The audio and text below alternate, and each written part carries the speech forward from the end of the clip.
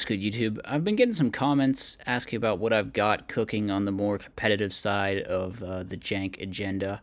So we're going to be doing a little updated deck profile here, revisiting one of my all-time faves, perhaps my number one all-time favorite deck of Edison Format, which is Neo-Spacians.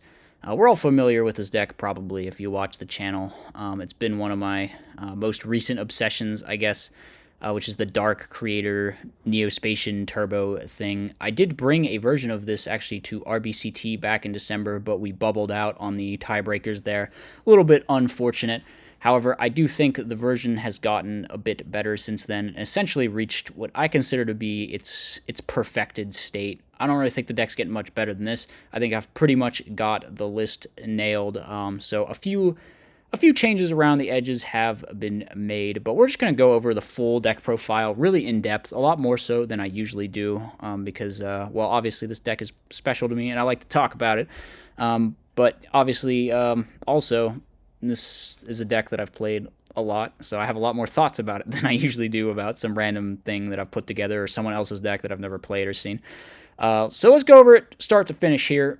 First, we got the boss monsters. The boss monster lineup, Dark Arm Dragon. This is probably one of the best, if not the best, Dark Arm Dragon decks in the entire format.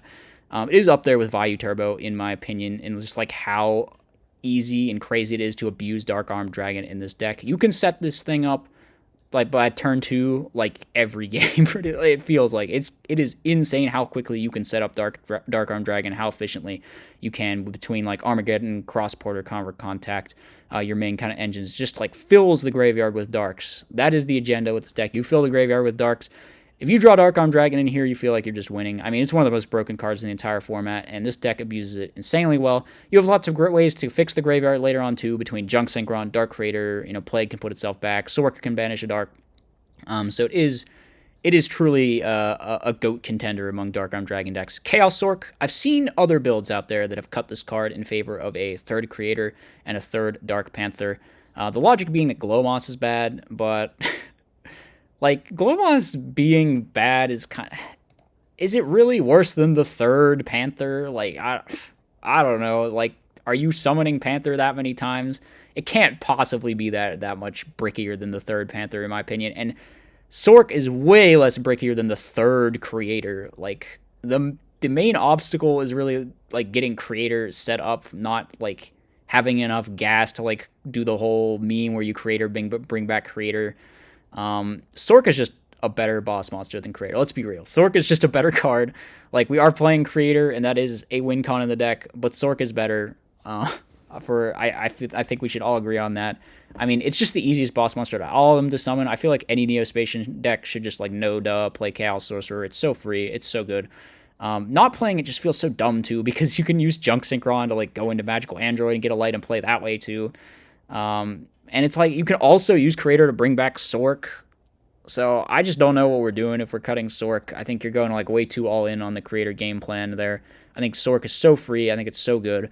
And yeah, I mean, like the logic, you're actually making the deck more bricky by adding the third Creator and then just having a third Dark Panther. The third Dark Panther is not that beneficial. Like, you're not usually going to be summoning Dark Panther. Like, don't get me wrong, Dark Panther and Aqua Dolphin 2, they can do work situationally, but usually you're not spending your normal summon on these guys.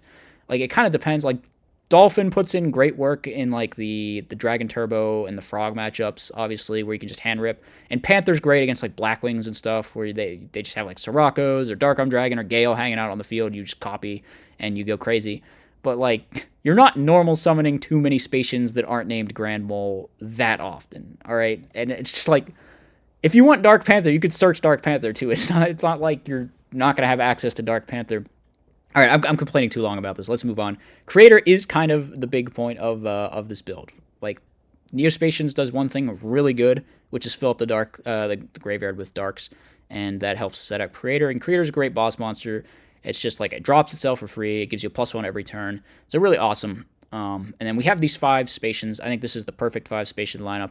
You have multiple Dark Panthers. You have access to the Light for Sork. You have Dolphin and Grand Mole for the utility those provide. Obviously, Grand Mole's the GOAT.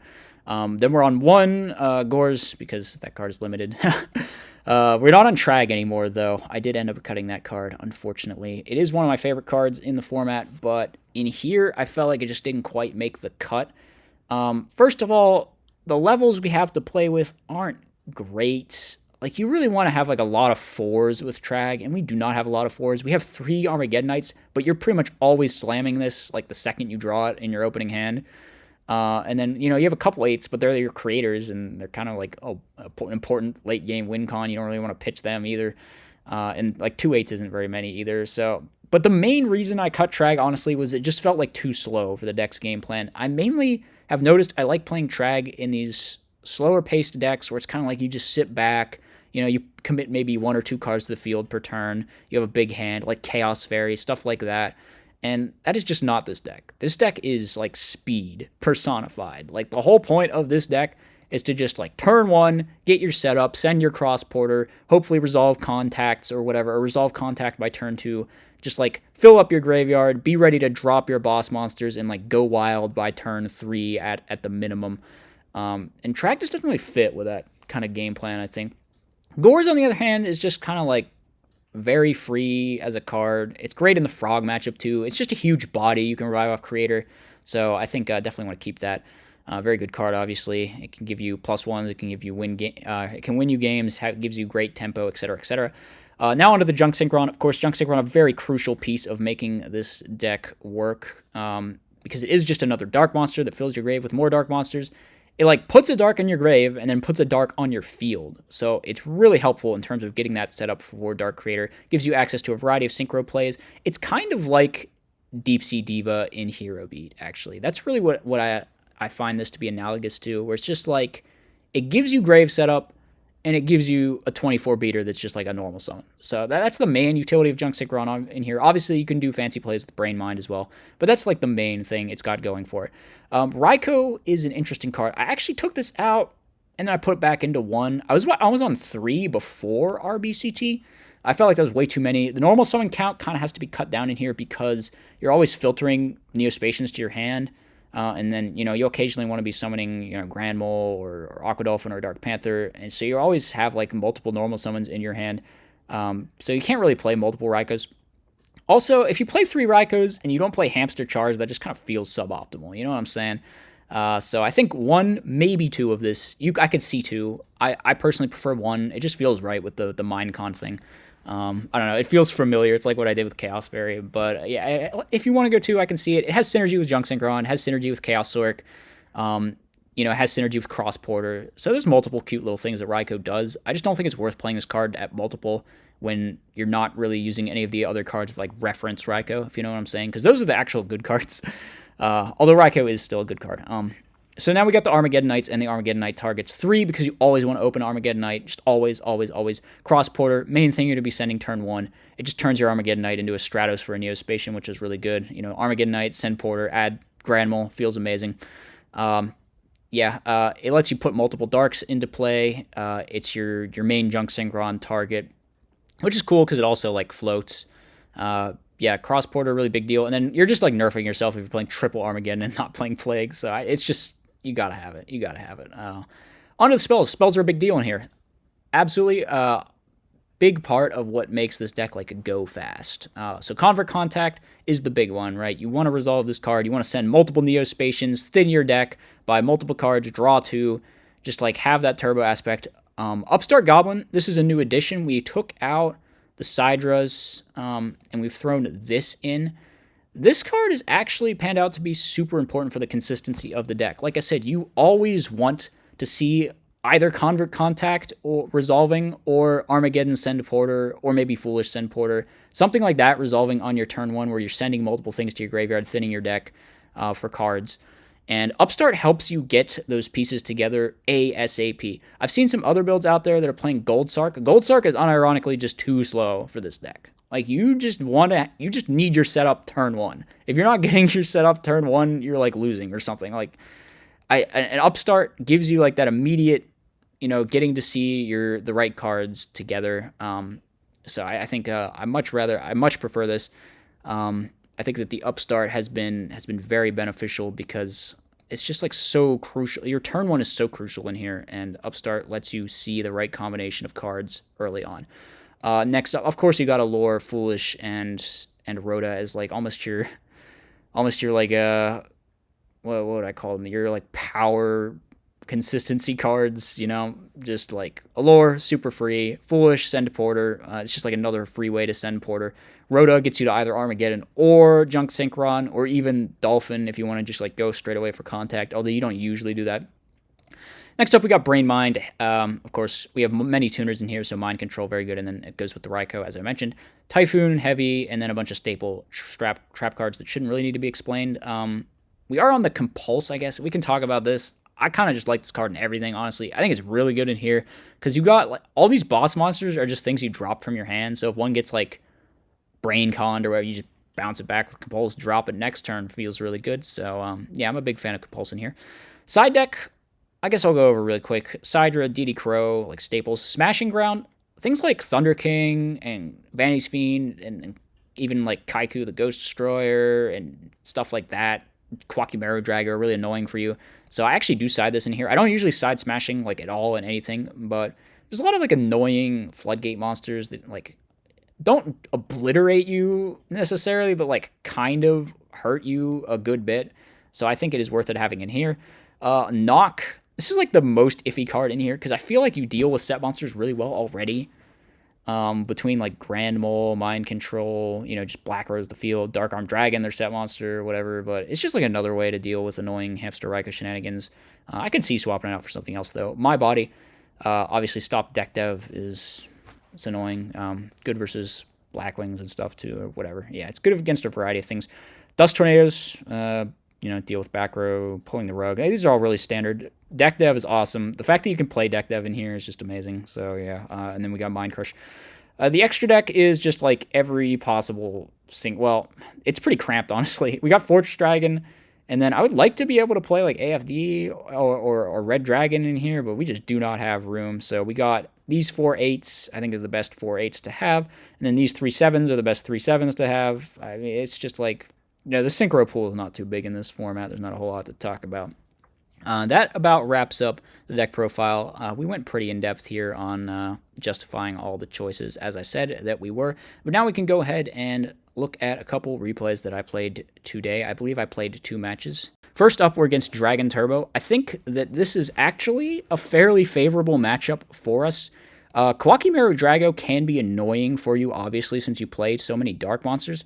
However, the sort of good thing about this matchup is, first of all, you do have tools like, for example, here I could make Herbellum really easily, which is good against that as well.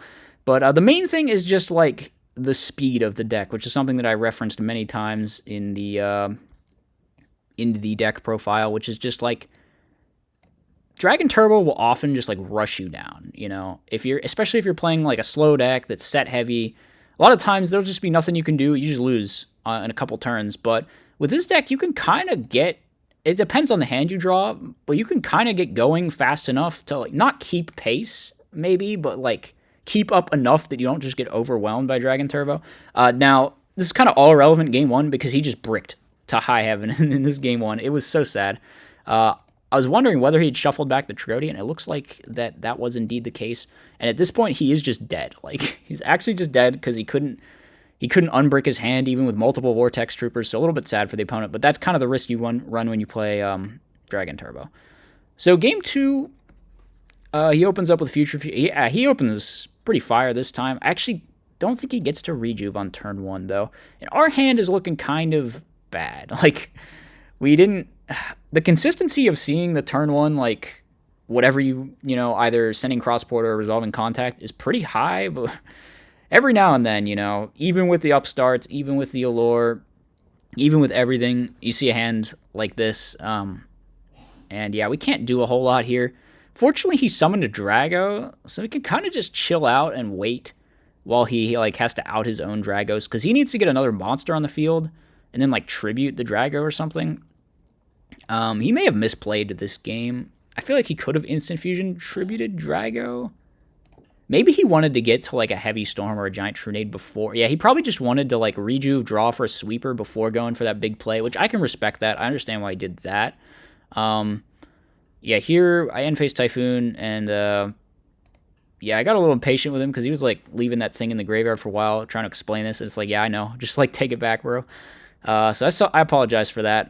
Sometimes I get a little snippy with DB randos, but here we draw Solemn Judgment, which means now we actually can stop the sweeper next turn, which means the Mirror Force should be able to keep me alive. So that's kind of what we're just thinking. Actually, he doesn't go for it yet, though. He still is waiting. What is he waiting for, actually? I feel like he should have gone for it there. I mean, obviously would have judgmented or whatever, but now we get another turn. Finally, we draw the Upstart Goblin to draw into the Convert Contact. So now we're going off here, and yeah, we just need one more turn. We just need one more turn because we still don't have our setup. Like, we still have this awkward opening hand in this game. So we Judgment the Trunade, just like hope he doesn't have heavy. Fortunately for us, he doesn't draw it off of that Cards of Consonance. So now he's just going in without heavy storming us. Bring back the Drago, and we Mirror Force here. So he goes Instant Fusion main 2. I think he could have gone for, if he was ballsy, he could have gone for like a Brainiac play to win. Obviously, that would have probably lost to like Bottomless or something, maybe. I don't know. But that's not what ends up happening. He just goes set up the Drago in end phase. So we do have to clear the Drago. We draw Crow just like at a fantastic time. Yeah, you're just on time, buddy. Thank you. So here we out the Drago, and now obviously we can win the game at this point pretty much because we drop Dad, we out all their field, and then we just have like deck dev set. So he goes, bring this back, and then we deck dev, and he concedes the game. So that was a kind of weird one. Dragon Turbo, I guess, is always weird, but post board, yeah, this was an awkward brick. There's some awkward bricks on both sides in this match, honestly, but that's how it works out. So we take it to 2-0, and I do apologize to my opponent for being a little bit short with them on that one turn. Now, second match was up against some weird shit, man. We open pretty good here, right? We have our turn one set. We just make a turn one friggin' guy. We just summon an android, set a Bottomless, pass the turn. We're feeling pretty good. And they're playing some like crazy magical exemplar pile, which for some reason has Copycat in it. I think that's the one and only time we ever see Copycat.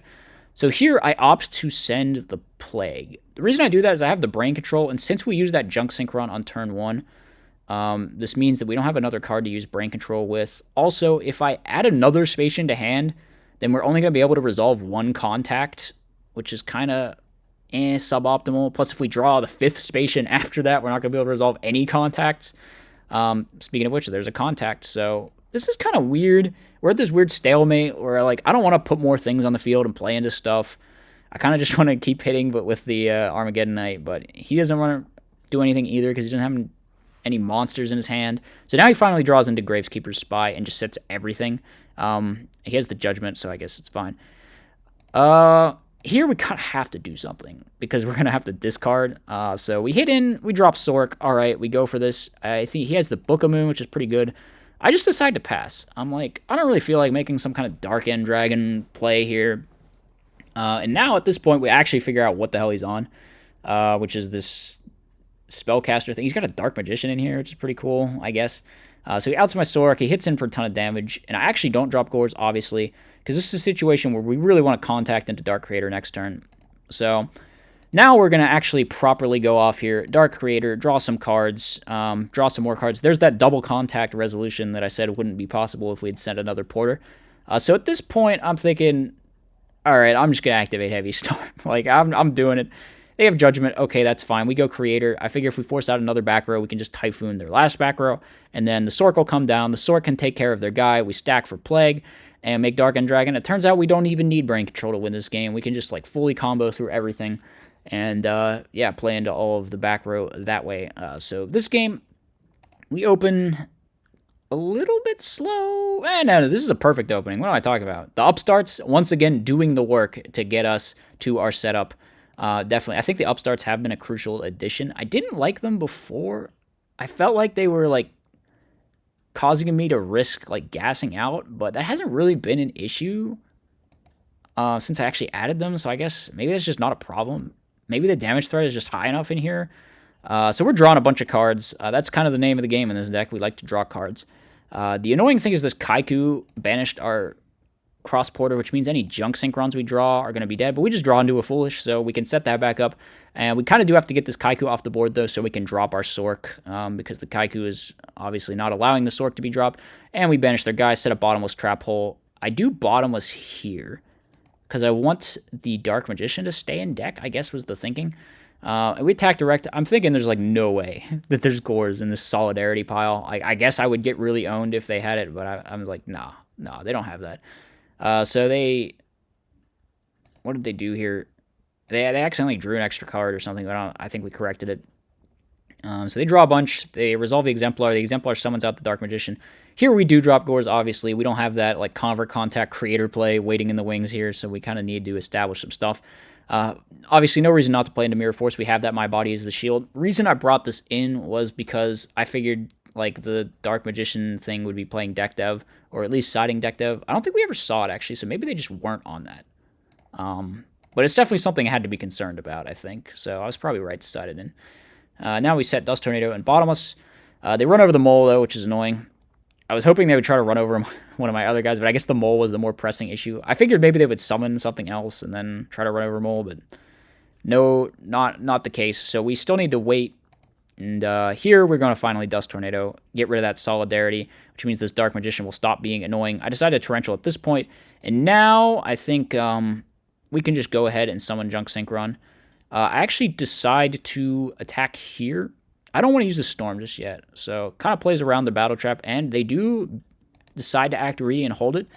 So here we get a nice heavy Storm, summon Armageddon Knight, and now we feel like we're fully in control of this game. We're out of good things to send, though. I think Plague is gone, Cross Porters are all gone, so I just send Dark Arm Dragon. We have like 4 in grave and 2 on field, so it's probably never going to be live. You can get it live late game. Like, I do think, I've said many times, it's one of the best Dark Arm Dragons in the decks in the entire format. You can set it up, like, faster than anything, and you definitely have ways to fix your graveyard between Junk Synchron and Dark Creator especially. But, you know, sometimes when you get to a point where it's just, like, too many Darks to realistically think that you're going to be setting up Dark Arm, so I decided to send it there, just because it kind of was a dead draw. So here they have to Judgment my Armageddon Knight, or they're dead, obviously. And I think for a while I decided to just set the Mirror Force. I don't really know if it matters a whole lot if I set the Mirror Force, but I decided to upstart. I'm thinking at this point in the game, we're just trying to, like, we're just trying to find a way to win. So we don't hit in, though. Maybe I should have hit in just to play around. I guess I was afraid of Deep Prison. I decided to Typhoon the back row, and it was a Starlight Road, so yeah, I don't know. We hit in, they activate Upstart, Goblin, draw into Mind Crush. That's not too useful. I don't even really know if they should have sided that. I guess it deals with Mole. So here we summon, attack in, and then just pass to get it face up for the Brain Control, which maybe they should have figured out and just like rammed this or something. I don't know. It would have gotten Mirror Forced, though, is the thing. So here, we let the Torrential through, obviously, because like we're just going to win anyway. They Mind Crush Creator, but we have Judgment, so it's just like didn't matter what this other back row was, because now we go Dark Creator, special out, and then just win the game from there. So that was the Dark Creator Neo-Spacian deck in action for a couple of games. We didn't drop a game, actually, in the matches. I guess this was kind of against a meme deck, although the Spellcaster deck felt kind of, I don't know, okay-ish. They had some, you know, Kaiku is annoying for you. The Solidarity beatdown stuff is okay. I don't know. They had some cool stuff going on. Yeah, I'm a big fan of the Neo-Spacian deck. I've made no secret of it. It's one of my all-time faves. I definitely just love just being able to, like, you know, send Cross Porter, add Grand Mole, just having a Stratos for Grand Mole is crazy. I love being able to enable these big boss monsters and stuff. It feels really cool. So one of my all-time faves, definitely in this deck, is my baby. So yeah, I hope you guys enjoyed. I hope you thought all my explanations of stuff made